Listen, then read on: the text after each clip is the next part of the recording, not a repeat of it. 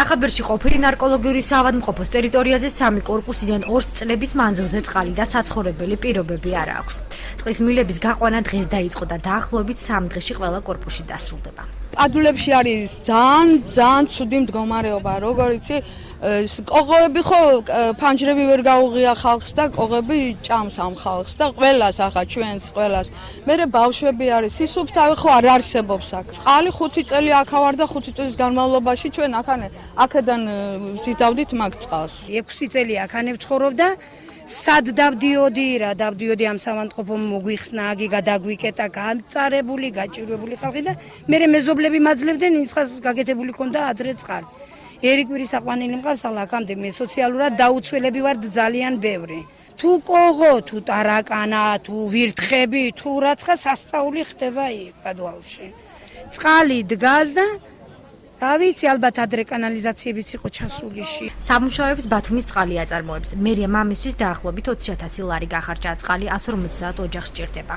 მიახლოებით 150 ოჯახი არის, როგორც ხედავთ 3 კორპუსი არის. პირველი აბონენტების ჩართვა უკვე დღეს მოხდება, უახლოეს 2-3 დღის განმავლობაში დასრულდება აბსოლუტურად სრულად, მხოლოდ სასმელი წყლის მიწოდება. მინდა გითხრათ, რომ ეს ძირითადი მაგისტრალი გამოყვანილი არის ბათუმის წყალის მიერ თავის სახსრებით, ხოლო რაც შეეხება გამრიცხვლიან მოსკვეთები, წყალმზომი და მილის დაერთება, ქალაქ ბათუმის მერიამ ეს თანხები გამოყო, გადასცა ბათუმის წყალს. რაც შეეხება კანალიზაციას, მერი ჯემალ ანანიძის განცხადებით პროცესს ხელი საპრეზიდენტო არჩევნებმა შეუშალა, რადგან საბიუჯეტო ცვლილებები ვერ ხორციელდება. ოქტომბრის შემდეგ კი ეს საკითხიც გადაიჭრება. აღნიშნულ ტერიტორიაზე ასევე მოწესრიგებელია სარდაფები და სახურავები, რაც საბინაო ამხანაგობების პროექტის ფარგლებში გაკეთდება. მიმდინარე წლის ბოლომდე მოსახლეობას ყველა პრობლემა მოუგვარდება, ამბობს ჯემალ ანანიძე. საკმაოდ სავალალო მდგომარეობაა.